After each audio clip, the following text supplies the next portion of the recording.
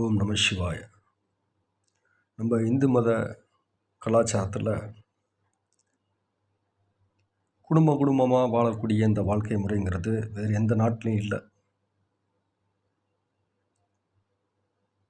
இதுக்கு முக்கியமான காரணம் வர்ணாசிரம தர்மம் சொல்லக்கூடிய இந்த பாடத்திட்டம் தான். வர்ணாசிரம தர்மங்கிறது ஒரு மனிதனுடைய வாழ்க்கையில் 4 பகுதியில் வரக்கூடிய பருவநிலை. முதலாவது பிரம்மச்சரியம், பாலிய பருவம். அதுக்கு பிற்பாடு கிருகஸ்தம், திருமண வாழ்க்கை. அடுத்து வனப்பிரஸ்தம், இது சமுதாயத்துக்காண்டி செயல்படக்கூடிய சில செயல்பாடுகள். அடுத்து துறவு, வாழ்க்கையை விட்டு அப்படியே ஒதுங்கி இருக்கிறது, ஏகாந்தமாக தன் ஆத்மாவை நல்ல கதி அடையணுங்கிறக்காண்டி, ஒரே லட்சியத்துக்காண்டி அந்த வயதான காலத்தை இறைவனுக்காக அர்ப்பணிக்கிறது ஒரு சரணாகதி. இவ்வளோ அழகான ஒரு வாழ்க்கை முறைங்கிறது வேறு எந்த நாட்டிலையும் இல்லை.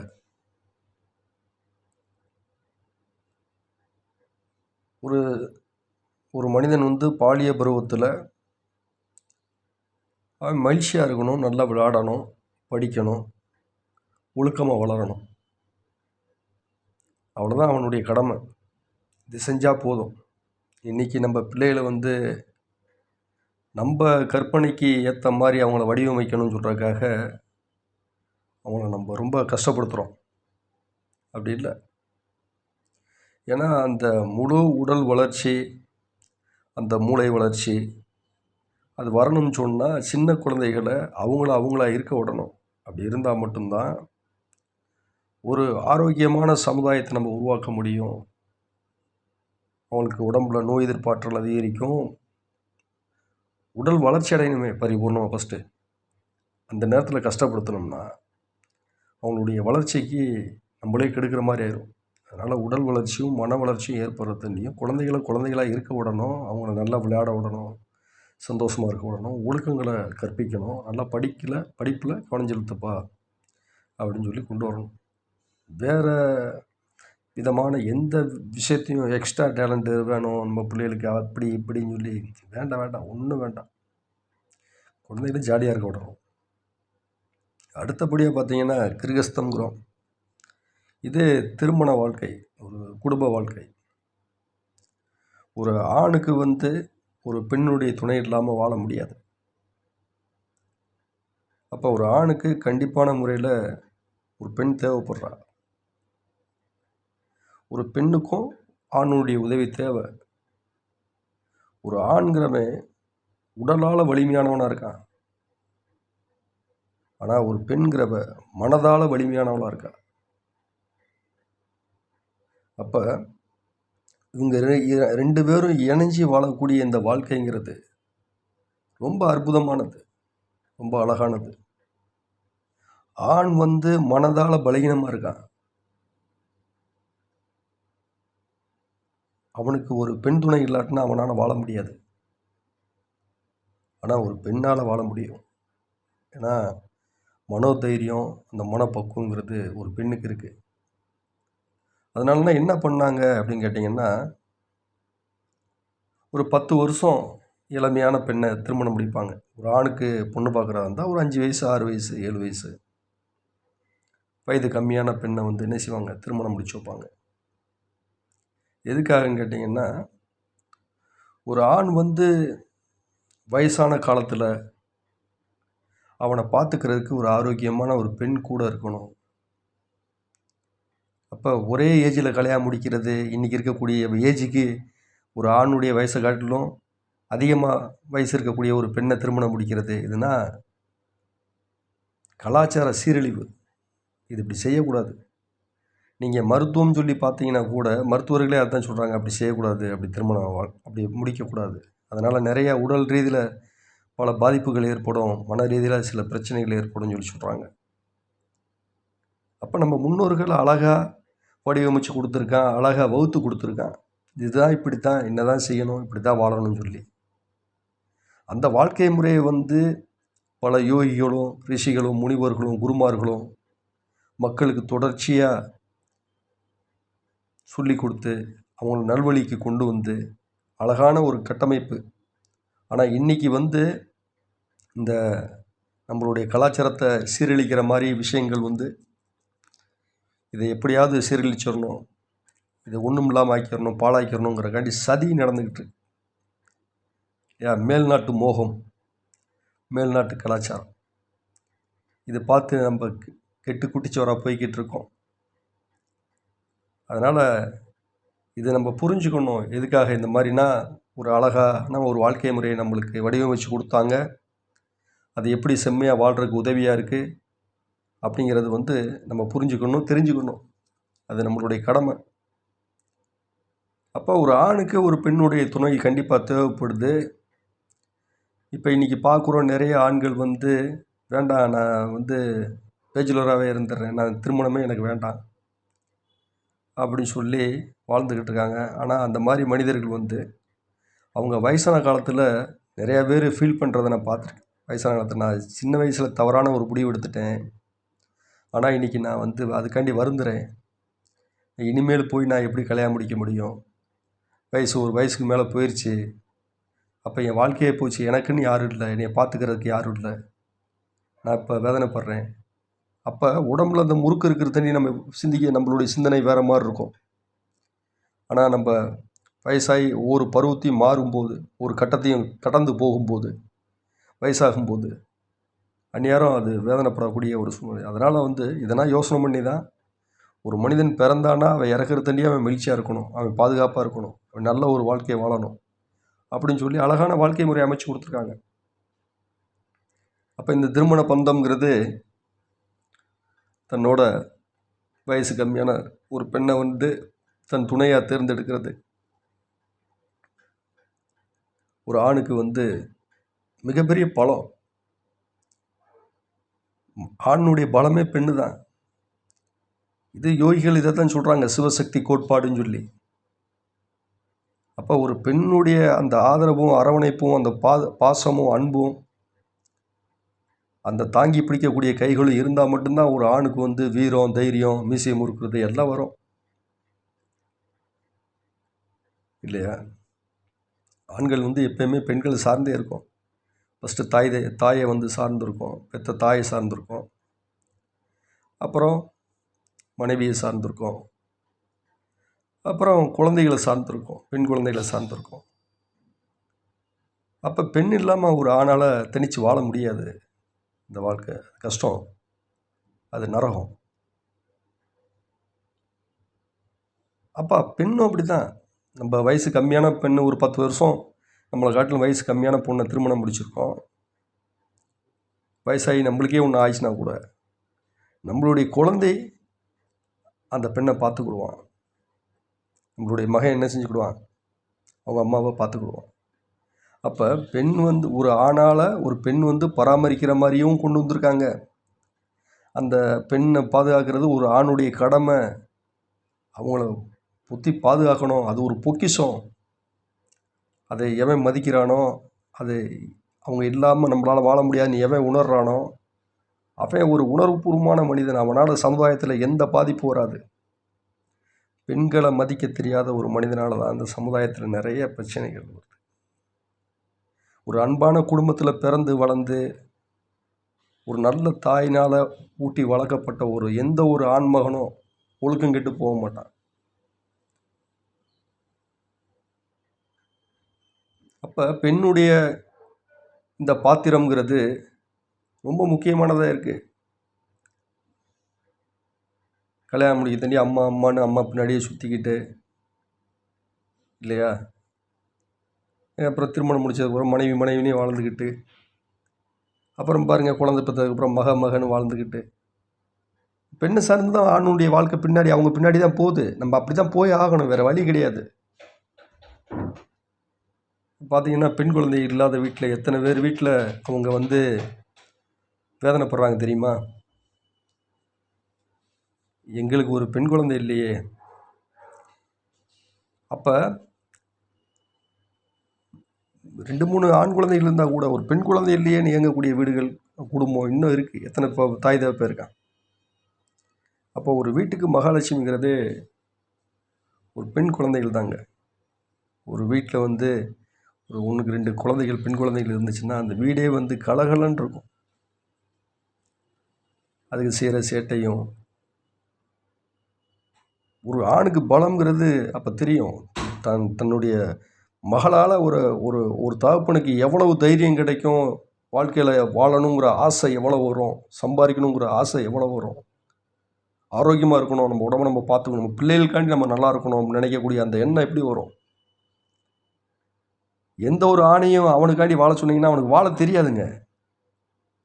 அவன் ஒரு பெண்ணுக்காண்டியே வாழ்ந்து பழகினவன், ஒரு பெண் கூடயே வாழ்ந்து பழகினவன், தாய் கூடயே ஒட்டி வாழ்ந்து பழகினவன். அவனுக்கு வெளி உலகம் தெரியாது. அவனுக்கு அம்மா தான் எல்லாம், அம்மா சுட்டுறது தான், அம்மா தான் உலகம். அப்படி வாழக்கூடியவன் தான் ஒரு ஆண். அதுக்கப்புறம் அவன் திருமணம் முடித்து வெளி உலகத்துக்கு வந்து அவன் சம்பாதிக்க போகும்போது தான் உலகம்னா என்ன எல்லாம் தெரிஞ்சுக்கிறான். சின்ன குழந்தைகளை பாருங்கள், தாய் தான் உலகம் அவனுக்கு. அப்படி தான் வாழ்ந்துருக்கோம். ஒரு மனிதன் அப்படி தானே வாழ்ந்துருக்கோம். அப்போ அந்த பெண்ணுடைய ரோல் அது மிக உயர்ந்தது நம்மளுடைய கலாச்சாரத்தில். ஒரு மனைவியாக வர்றா, ஒரு தாயாக இருக்கா சின்ன வயசில், அடுத்து கொஞ்சம் நம்ம பருவம் அடைஞ்சவனையும் மனைவியாக வர்றா, ஒரு பெண் தான் வர்றா. நம்மளுக்காண்டி அது ஏதோ ஒரு வேறு குடும்பத்தில் பிறந்து அப்புறம் நம்மளை திருமணம் முடித்து நம்ம கூட வந்து இருந்து நம்மளுக்காண்டியே வாழ்ந்து, இது எவ்வளோ பெரிய தியாகம் நீங்கள் நினச்சி பாருங்கள். அந்த பெண் வந்து அவங்க தாய் தகப்பன் வீட்டில் எவ்வளோ சந்தோஷமாக எப்படி வளர்த்துருப்பாங்க, எவ்வளோ பாசமாக வளர்த்துருப்பாங்க. ஒரு பெண் குழந்தை எந்த வீட்லையும் எந்த தகப்பனும் பாசமாக தான் வளர்ப்பான் இல்லையா? அப்படி இருக்கும்போது அந்த குழந்தையை கட்டி கொடுத்து இன்னொரு வீட்டுக்கு அனுப்பி இந்த ஆண்மனுக்காண்டி தன்னுடைய வாழ்க்கையே அவனுக்காண்டி அர்ப்பணிக்கிறான்னா இது எவ்வளோ பெரிய தியாகம் இது. இப்போ பெண்ணும் ஆணை சார்ந்ததாக இருக்கா, எப்படி இருக்கா? ஃபஸ்ட்டு தாய் தகப்பனை, ஒரு தகப்பனை நம்பி இருக்கா, அப்புறம் தன்னுடைய கணவனை நம்பி இருக்கா, அதுக்கப்புறம் கணவன் இல்லாத போது தன்னுடைய மகனை நம்பி இருக்கா. அப்போ ஆணும் பெண்ணும் ஒருத்தர் வந்து சார்ந்து வாழக்கூடிய இந்த வாழ்க்கை, இந்த குடும்ப வாழ்க்கை, நம்ம இந்திய நாட்டினுடைய இந்த கலாச்சாரம், இந்த வர்ணாசிரம தர்மங்கிறது அழகானது. அப்போ அந்தந்த வயசில் அந்தந்த காரியங்கள் பண்ணணும் அப்படின்னு சொல்லி கொடுத்துருக்காங்க. நம்ம யோகிகள் வந்து சின்ன வயசுலேயே ஒழுக்கமாறு, திருமணம் முடிச்சிட்டியா மனைவியோடு இருக்கிறது பேர் தான் அதுவும் பிரம்மச்சரியம் தான் சொல்கிறாங்க. ஒரே மனைவி தாய், எனக்கு என் மனைவியை விட்டால் வேறு எவ்வளோ ஏறெடுத்து பார்க்க மாட்டேன்னு வாழ்கிறவன், அதுக்கு பேர் கிருகஸ்தமாக இருந்தால் கூட அதுக்கு பேரும் பிரம்மச்சரியம் தான். ஒரு மனைவியோடு வாழ்கிற வாழ்க்கைக்கு பேரும் பிரம்மச்சரியம் தான்.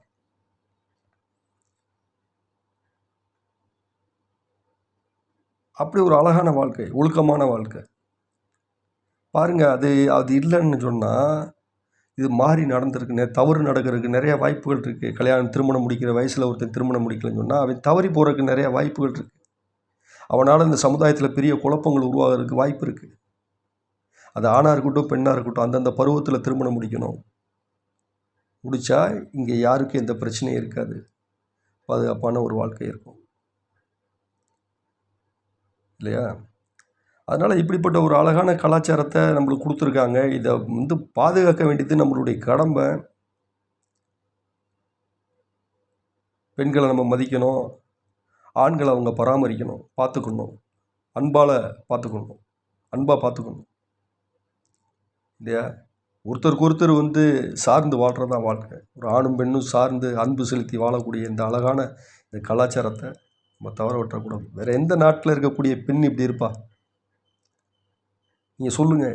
இந்தியாவை தவிர்த்து வேறு எந்த நாட்டில் இருக்கக்கூடிய ஒரு பெண் இப்படி இருக்க முடியும்? அவங்க கலாச்சாரமே வேறுங்க. இன்றைக்கி ஒருத்தன் கூட இருப்பான், நாளைக்கு இன்னொருத்தன் கூட போயிடுவா. இங்கே அப்படி கிடையாது. இங்கே நம்ம நாட்டு வாழ்க்கை முறை அப்படி கிடையாது. இங்கே வந்து இந்த இந்திய மண்ணில் பிறந்த ஒவ்வொருத்தன் நாடி நரம்பு சத்த எல்லாத்துலேயும் அவனுடைய டிஎன்ஏலே என்ன இருக்குது? இந்த வர்ணாசிரம் தர்மம்ங்கிறது இருக்குது. இதை அழிக்க முடியாது, சுத்தமாக அழிச்சிட முடியாது. இதுக்கு பல இடையூறு வரலாம், ஆனால் இது அழியாது. அதனால தான் அந்த தர்மம்னு சொல்லி சொல்கிறோம். தர்மத்துக்கு அழிவு கிடையாது. அதனால் இதை நம்மளுடைய வாழ்க்கையை கொண்டாடுறதுக்கு, செலிப்ரேஷன் பண்ணுறதுக்கு எல்லோரும் முயற்சி பண்ணணும். குடும்பத்தோடு வாழணும், கணவன் மனைவி ஒற்றுமையாக வாழணும், ஒருத்தருக்கு ஒருத்தர் விட்டு கொடுத்து பாசமாக வாழணும், தாய் தகப்பனை நல்லா பார்த்துக்கணும், நம்ம பிள்ளைகளை நல்லா பார்த்துக்கணும், நம்ம குடும்பமாக வாழணும். இப்படி வாழ்கிறது இந்த அழகான ஒரு வாழ்க்கையை இதுக்காண்டி எவ்வளவு கஷ்டத்தை தாங்கினாலும் பரவாயில்ல, எவ்வளவு நம்ம உழைச்சாலும் பரவாயில்ல, எவ்வளோ துன்பப்பட்டாலும் பரவாயில்ல, இது உடஞ்சிடக்கூடாது. இந்த குடும்ப வாழ்க்கைங்கிறது உடஞ்சிடாமல் நம்ம பார்த்துக்கணும். பராமரிக்க வேண்டியது ஒரு ஆணுக்கும் ஒரு பெண்ணுக்கும் கடமை. இது சரியாக செய்யணும். அதுக்காக தான் நம்ம யாத்திரா கூப்பிட்றோம். வாங்க, நீங்கள் 3 மாதத்துக்கு ஒருக்கா என் கூட யாத்திராவுக்கு வாங்க, குடும்பமாக வாங்க, கணவன் மனைவியாக சந்தோஷமாக வாங்க. ஒரு ஒரு ஒரு இறைகாரியத்துக்காண்டி வரும்போது நீங்கள் 2 பேரும் சந்தோஷமாக இருப்பீங்க. மனசு விட்டு ஒருத்தருக்கு ஒருத்தர் மனசு விட்டு பேசுவீங்க. நீங்கள் சும்மா இருந்த இடத்துலையே அந்த ஒரே ஊருக்குள்ளேயே அதே வீட்லேயே ஒருத்தருக்கு ஒரு மூஞ்சை பார்த்துக்கிட்டு அங்கேயே இருந்தீங்கன்னா உங்களுக்கு பல கருத்து முரண்பாடுகள் வரலாம், மனக்கசப்பு வரலாம், சண்டை சச்சரவு, சின்ன சின்ன விஷயத்துக்குன்னா கோபதாபங்கள் வரலாம். நீங்கள் அதனால் அந்த மனசை ரிலாக்ஸ் பண்ணுறதுக்கு என்ன பண்ணணும் கேட்டிங்கன்னா, வரணும், இந்த மாதிரி ஆன்மீக யாத்திரைகள் நடத்தணும். அதனால தான் சொல்லி வச்சுருக்காங்க, சந்தோஷமாக இருக்கிறதுக்காண்டி தான் சொல்லி வச்சுருக்கீங்க. நீங்கள் உங்களுக்கு சந்தோஷம்னா ஊட்டிக்கு போகிறது, கொடைக்கானல் போகிறது இல்லை, எங்கேயா போய் தவறு பண்ணுறது இல்லை. சந்தோஷங்கிறது ஆன்மீக மகிழ்ச்சி. நிறையா சிவாலயங்கள் இருக்குது. ஒவ்வொரு சிவாலயங்களுக்கும் போய் அங்கே ரிலாக்ஸ்டாக போய் நல்லா இறை வழிபாடு பண்ணிக்கிட்டு, நல்லா ஒருத்தருக்கு ஒருத்தர் பாசமாக பேசி சிரிச்சுக்கிட்டு சந்தோஷமாக இருந்துட்டாங்க. ஒரு செல்ஃபி எடுத்துக்கிட்டு நம்ம பிள்ளைங்க அந்த கோயிலில் ஓடி விளையாடும் போது அதை பார்த்து ரசிச்சுக்கிட்டு, இதுக்கு மேலே என்னங்க வாழ்க்கையில் இருக்குது? ஒன்றும் கிடையாது. அதனால் எல்லாமே ரொம்ப அழகாக இருக்குது. அந்த அழகாக இருக்கக்கூடிய விஷயத்தை அனுபவிக்கிறதுக்கு தான் உங்களுக்கு அறிவு வேணும். அதனால் இது நம்ம அனுபவிக்கணும். ஏன்னா மனுஷன் வாழ்க்கை நம்ம நினைக்கிற மாதிரி இல்லை. பிறக்கும் போதே நம்ம ஒவ்வொருத்தரும் ஹேண்டிகேப்டு தான். பார்த்தீங்களா, பிறக்கும் போதே நம்ம வேலையை நம்ம எதுவும் செய்ய முடியல. நம்மளால் எந்திரிக்க முடியுமா? நம்ம பாத்ரூம் போனால் கழுவ முடியுமா? நம்ம பசிக்குதுன்னு கேட்க முடியுமா? நம்மளுக்கு வாய் பேச தெரியுதா? எந்திரிச்சு நடக்க முடியுமா? என்ன நம்மளுக்கு தெரியும்? ஊனமுற்று தானே இருக்கும். ஒரு மனுஷன் எந்திரிச்சு நடக்கிறதுக்கு, பேசுறதுக்கு, ஏதாவது அவன் காரியத்தை அவனே பார்க்குறதுக்கு எத்தனை குறைஞ்சபட்சம் 6 வருஷம் ஆகும்ல. அப்போ 5 வயசு 6 வயசு வரையும் எப்படி தான் இருக்கும்? ஒரு சாதாரண உயிர் இருக்கக்கூடிய ஒரு நடைப்பணும், அவ்வளோதான். வயசாயிட்டாலும் இதே கதை தான். வயசாயிட்டாலும் ஒன்றும் செய்ய முடியாது. உடம்பு எதுவும் ஒத்துழைக்காது. சரியாக கண்ணு தெரியாது, காது கேட்காது, மூட்டுக்கிட்டுனா வலிக்கும், எந்திரிக்க முடியாது, எந்திரிச்சா உட்கார முடியாது, உட்காந்தா எந்திரிக்க முடியாது, படுத்த குடிக்க கிடக்கு. நம்ம வேலையை நம்மளே செய்ய முடியாது, நம்மளுக்கு யாராவது 2 பேர் உதவி செய்யணும். அப்புறம் இந்த இடப்பட்ட வாழ்க்கை, அந்த இடப்பட்ட வாழ்க்கையிலே எத்தனை பேர்த்துக்கு இன்றைக்கி நல்லாவா இருக்கும்? இடப்பட்ட வாழ்க்கையில் இந்த பருவத்துலேயாவது நம்ம ஆரோக்கியமாக இருக்குமான்னு கேட்டிங்கன்னா அது இல்லை. ப்ரெஷரு, சுகரு, அது இது, மாத்திரை, டெய்லி மாத்திரை கை தலைய வேண்டியிருக்கு, ஊசியை போட்டுக்கிட்டு, மாத்திரை மருந்தை போட்டுக்கிட்டு, மாதம் டாக்டர்கிட்ட போய் செக்கப் பண்ணிக்கிட்டு, எவ்வளோ பிரச்சனை, கண்ணு தெரியல கண்ணாடியை மாட்டிக்கிட்டு, காது கேட்கல அதுக்கு ஒரு கருவியை வாங்கி காதில் மாட்டிக்கிட்டு, ஹார்ட்டில் பிரச்சனை மாத்திரை மருந்து போடலாட்டா அது ஒரு ஸ்டெண்டு வச்சுக்கிட்டு, என்னென்ன சித்திராதை பண்ணிக்கிட்டு, கிட்னி வேலை செய்யலை, போய் டயாலிசிஸ் பண்ணிட்டு வந்துடணும் அப்படின்னு சொல்லி ஓடி போய் டயாலிசிஸ் பண்ணிட்டு வந்து அதுக்கப்புறம் வேலையை பார்த்துக்கிட்டு, இன்றைக்கி வாழ்க்கையே மனுஷன் அவனுடைய உடம்பு அவ்வளோ பலமான உடம்பு கிடையாது. இந்த எல்லா ஜீவராசி காட்டிலும் மனிதன் தான் ரொம்ப பலகீனமான ஜீவராசி. யாருன்னு கேட்டிங்கன்னா மனிதன் மட்டும்தான். அதனால் இந்த வாழ்க்கையை அழகாகவும் அன்பாகவும், உடம்பில் ஆரோக்கியம் இருக்கும்போது, உடம்பில் வலிமை இருக்கும்போது, சக்தி இருக்கும்போது யாத்திரை பண்ணணும். மனைவியோடு சேர்ந்து, குடும்பத்தோடு சேர்ந்து யாத்திரைக்கு போகணும், இறை வழிபாடு பண்ணணும். உங்களுக்கு இந்த பருவத்தை விட்டுறாதீங்க. இந்த பருவத்தை விடாமல் இந்த பருவத்தில் கிடைக்கக்கூடிய இந்த மகிழ்ச்சியையும் இந்த புண்ணியத்தையும் சம்பாதிக்கிறதுக்கு முயற்சி பண்ணுங்கள்.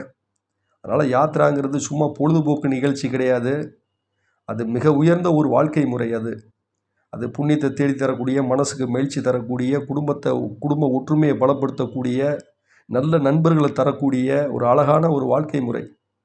அதனால் நம்ம அதை தொடர்ச்சியாக பண்ணணும். அது சிரத்தை எடுத்து புரிஞ்சுக்கிட்டு பண்ணணும். எதுக்கு போகிறோம், எதுக்கு வரோன்னு தெரியாமல் பண்ணுறது எந்த பிரயோஜனமும் இல்லை. ஒரு காரியம் பண்ணுறோம்னா அது எதுக்காக பண்ணணும், இது பண்ணால் என்ன நன்மைகள் விளையும் அப்படி தெரிஞ்சு பண்ணோம்னா அது நல்லாயிருக்கும். அதனால் இதை பற்றி நான் எடுத்து பேசுகிறதுக்கு சத்சங்கம் கண்டக்ட் பண்ணுறோம். ஞாயிற்றுக்கிழமை ஆச்சுன்னா ஞாயிற்றுக்கிழமை கிளாஸுக்கு வாங்கப்பா. வந்தீங்கன்னா இன்னும் நீங்கள் நல்லா இருப்பீங்க. நீங்கள் இப்போ சம்பாதிக்கணும்னு அதிலேயே கவனம் செலுத்தி ஓடாதீங்க. வாழ்க்கையில் பணம் மட்டும் பெருசு கிடையாது. வாழ்க்கையில் இன்னும் நிறையா விஷயங்கள் இருக்குது வாழ்கிறதுக்கு. இல்லை பணம் சம்பாதிச்சிருப்பீங்க, வாழவே இல்லைன்னு உங்களுக்கு ஃபீலிங் ஆயிரும். ஒரு கட்டத்தில் நம்ம நிறையா பணம் சம்பாதிச்சிட்டோம், ஆனால் வாழ்க்கையை மட்டும் நம்ம வாழலை அப்படி அந்த மாதிரி மனநிலை வந்துடும். அப்படி இருக்கக்கூடாது. கொஞ்சம் உங்கள் வாழ்க்கையை நீங்கள் வாழ்கிறீங்க. பணம் தேவை தான், பணம் சம்பாதிக்கணும், அது முக்கியம்தான். இருந்தாலும் நம்ம வாழ்க்கையை நம்ம வாழணும். சில பேர் பணம் சம்பாதிக்கிறதுக்காண்டி மனைவியை பார்த்தே 1 மாதம் ஆச்சு, வெளியூருக்கு போனேன், 1 மாதத்துக்கு அப்புறம் வருவான், 1 நாள் இருப்பான், ஓடிடுவான். இப்படி இப்போ பணம் யாருக்காக பணம் சம்பாதிக்கிற? ஃபஸ்ட்டு குடும்பமாக வாழ்கிறதுக்கு தான் பணம் தேவை. குடும்பமாக மகிழ்ச்சியாக வாழ்கிறதுக்கு தான் பணம் தேவை. அந்த பணத்தை இறைவன் நீ குடும்பத்தோட மகிழ்ச்சியாக இருந்தால் உனக்கு கொடுத்துருவான். நீ ஒன்றுமே செய்யாமல் வீட்டில் இருந்தால் கூட கொடுத்துருவான். பணம் உன்னையே தேடி வரும். நீ சந்தோஷமாக இருந்தாலும் பணம் உன்னையே தேடி வரும். நீ பணத்துக்காண்டி ஓடி ஓடி உடம்புக்கு எடுத்து படுத்துக்கிடாத. அப்புறம் நீ சம்பாரித்த பணத்தை பூரா ஆஸ்பத்திரியில் தான் கொடுக்கணும். அதனால் ஆன்மீகத்துக்கு முக்கியத்துவம் கொடுங்க. குடும்பமாக சிவபெருமானை வழிபடுறதுக்கு யாத்திரை செய்யுங்க. என் கூட வாங்க. நன்றி, வணக்கம்.